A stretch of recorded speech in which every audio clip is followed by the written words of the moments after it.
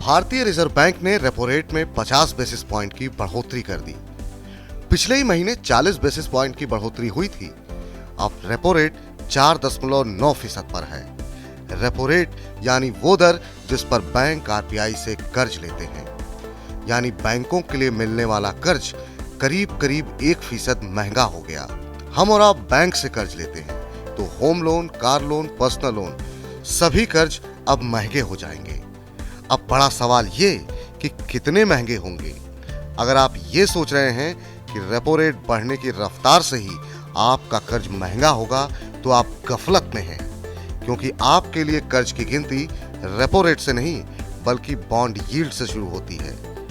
भारत में 10 साल की बॉन्ड यील्ड अभी 7.5% के करीब है।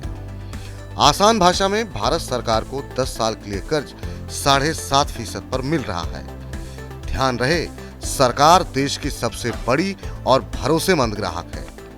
जब सबसे बड़े और भरोसेमंद ग्राहक को कर्ज 7.5% पर मिल रहा है तो आपके हमारे कर्ज तो इससे ज्यादा महंगे होंगे।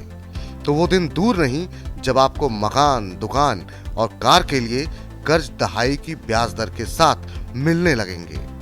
दहाई में क्यों, आप पूछ सकते हैं। तो दहाई में इसलिए क्योंकि बॉन्ड यील्ड यहां से बढ़ेंगी, इसकी पूरी आशंका है। अब सवाल ये कि बॉन्ड यील्ड कब बढ़ती है? जब महंगाई बढ़ रही हो, सरकार के खजानों की हालत पतली हो, घाटे बढ़ रहे हो और कर्ज अनुमान से ज्यादा उठाने हो। यकीन मानिए, अभी सब कुछ एक साथ हो रहा है। रिजर्व बैंक को आशंका है कि महंगाई वित्त वर्ष 2023 में पहली तिमाही में 6% से ऊपर रहेगी, यानी आरबीआई के अनुसार तय सहनीय स्तर से ऊपर। इसी महंगाई को काबू करने के लिए सरकार ने हाल ही में टैक्स में कटौती की थी। इससे सरकार के खजाने पर करीब 2.20 लाख करोड़ के अतिरिक्त बोझ का अनुमान है।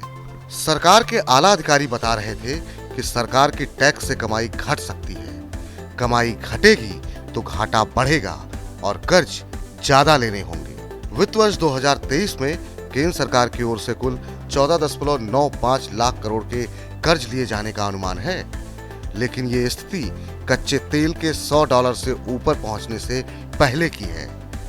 ग्लोबल महंगाई ने सारा बजट बिगाड़ दिया है। केंद्र के बाद अब बात राज्यों की। उनकी हालत ज्यादा पतली है। राज्यों के लिए ब्याज की औसत दर 8% के पार निकल गई है।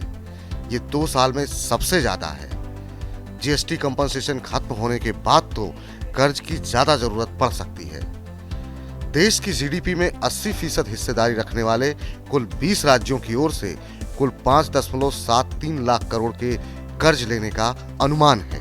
तो मोटी बात यह है कि सस्ते कर्ज के दिन अब लद गए हैं। कर्ज अब सबके लिए महंगे होंगे और ये महंगाई बढ़ने के साथ साथ और महंगे होते रहेंगे।